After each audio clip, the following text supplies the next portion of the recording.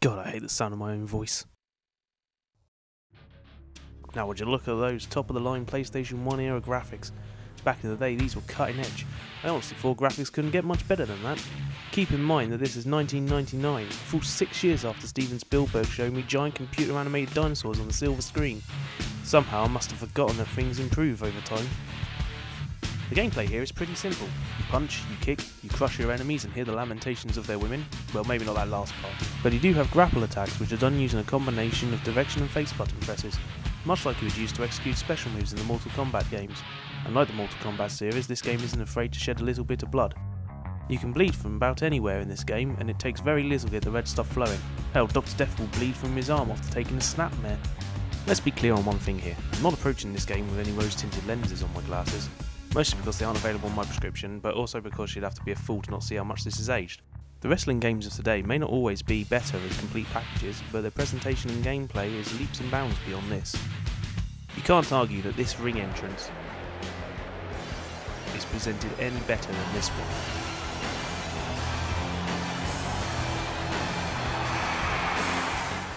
Or the fluidity of the action here is any better than what we have here.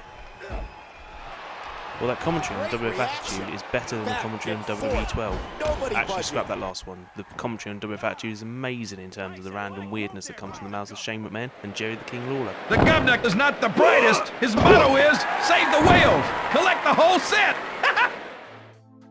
One feature added to the game that wasn't present in the previous WWF game, WWF Warzone, is the Create a Pay-Per-View mode. This is one of those modes that, thanks to THQ's random feature generator, has been in and out of wrestling games over the years. Wrestling shows revolve around the pay-per-view events, and back in 1999 the WWF was really ramping up the number of pay-per-view events per year. Basically they became a big deal, and so the mode dedicated to creating your own fits right in here. You can set up 8 matches of various types, including hardcore triple threats, fatal 4-ways and even Royal Rumble and King of the Ring events. Ever wanted to see a Royal Rumble featuring 29 Grandmaster Sexays? Well, now you can. What about King of the Ring with 6 Dr. Deaths? Go ahead. I do miss the way these older games would just say to hell with reality and let you organise some sort of bizarre wrestler clone battle royale. Another cool feature is being able to edit the stadium to appear as fabulous as you ever want it to be. It's a feature that has recently returned in the current WWE games and has always baffled me as to why you wouldn't have it in a game that's so generally well focused on customisation. Just be aware that what you end up with may well look like a nightclub in Soho Square, or so I'm reliably informed. One feature that did return from WWF Warzone was the Create a Wrestler mode. Every wrestling game worth its salt has had one of these modes since the Fire Pro Wrestling series first introduced them. Now, creating an authentic looking real life wrestler in WWF Attitude is pretty tricky, so it's always better to let your imagination flow. Or if you're like me, create the same character you create on every game you play.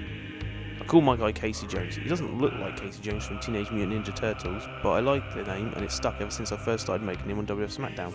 There's a few key components to making my Casey Jones. The character attire is black, long black hair and a huge cockduster moustache. Where possible, make him British, just like I did in Saints Row the Third. I want this car. Once you set your custom wrestler moveset, voice and personality, it's time to take him into battle in the career mode. Check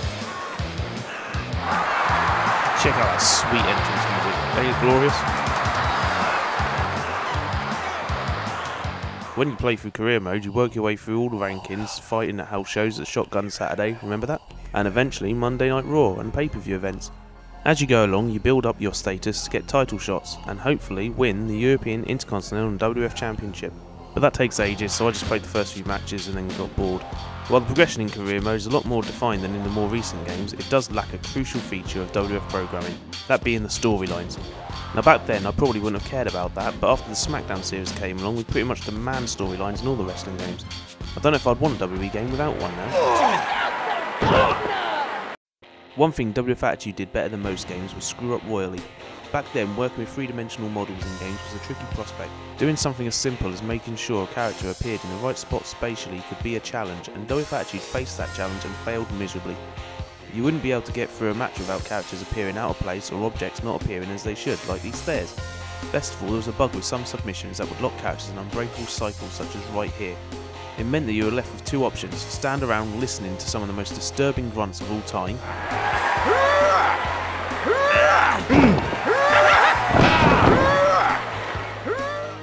or pull a Stone Cold and take your ball and go home. To be fair, there is still some level of enjoyment to be had with WWF Attitude, it's just aged really badly. A lot of games from that generation, have to be honest.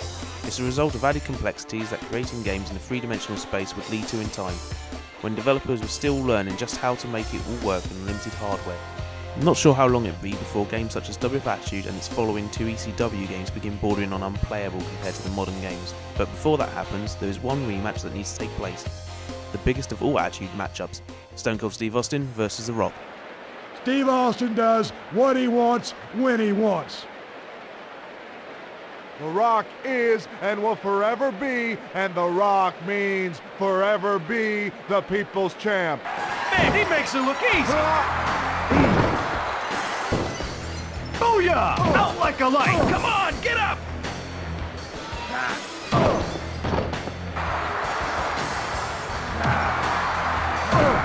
The Rock takes another. That's it. It's over. 1, 2, 3.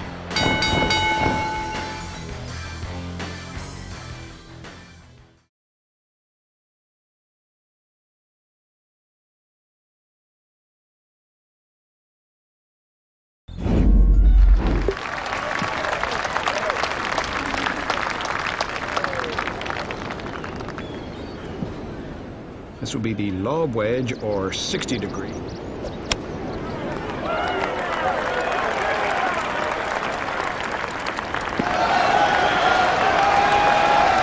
gotta love that action.